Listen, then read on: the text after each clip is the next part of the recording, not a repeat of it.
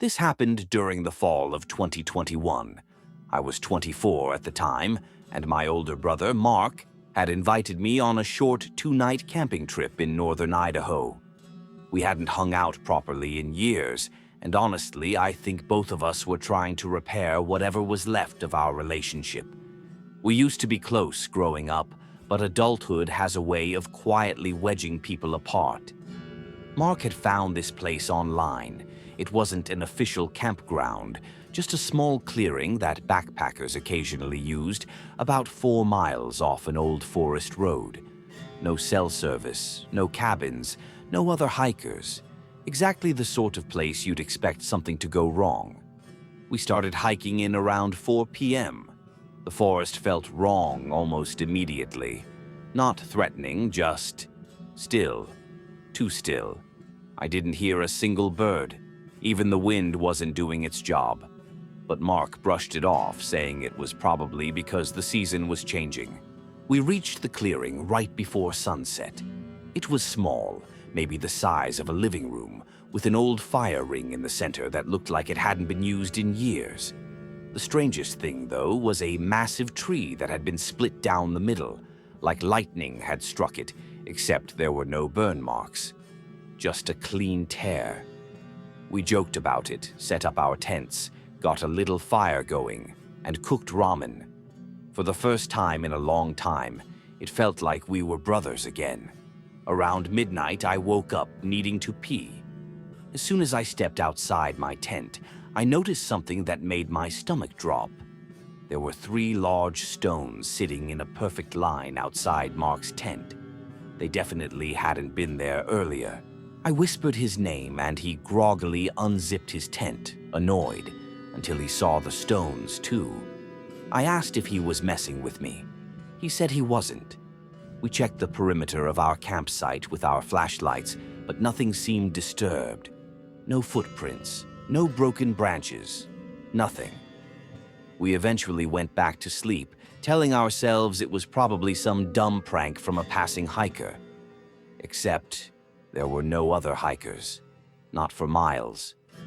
The next morning, we found something even worse. The stones were gone.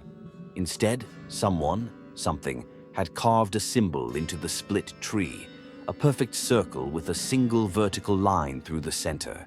Fresh cuts, no moss, no weathering. Mark went pale when he saw it. He told me he had seen the symbol before, on a post from some abandoned survivalist forum where people shared stories about encountering forest watchers, whatever that meant. I laughed because it sounded ridiculous, but he didn't laugh back. We debated packing up immediately, but we'd come all the way out there. So we stayed. Big mistake.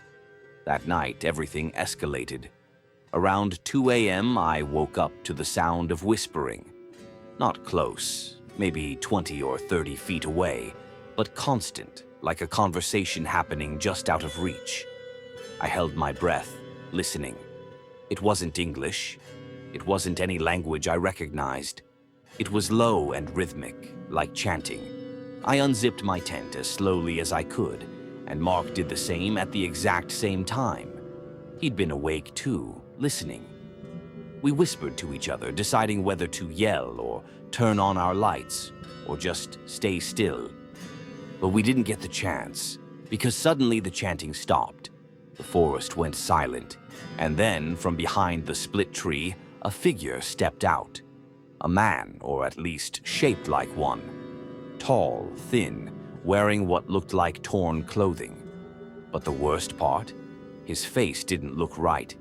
It was too smooth, like he was missing features in places, and his head tilted in these small, jerky motions, like he was listening for something. Mark grabbed his hunting knife. I grabbed the bear spray. We didn't speak. We didn't breathe. The figure slowly raised an arm and pointed at the ground, right where we were standing earlier that day. At the stones, at the symbol. Mark snapped.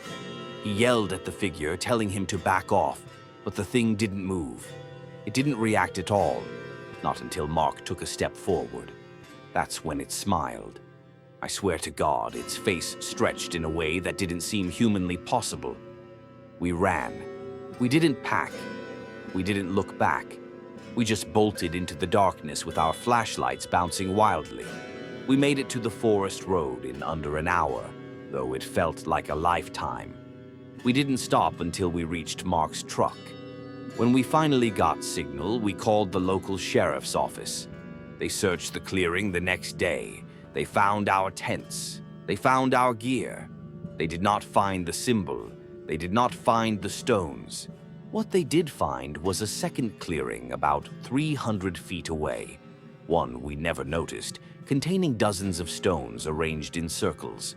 And in the center of those circles were old pieces of clothing, a boot, a backpack strap, a torn hoodie, all weathered, all abandoned.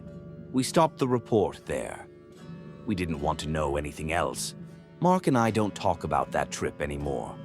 Not because we're avoiding it, but because we both know that whatever we saw was not a person, and it was watching us long before we ever noticed it.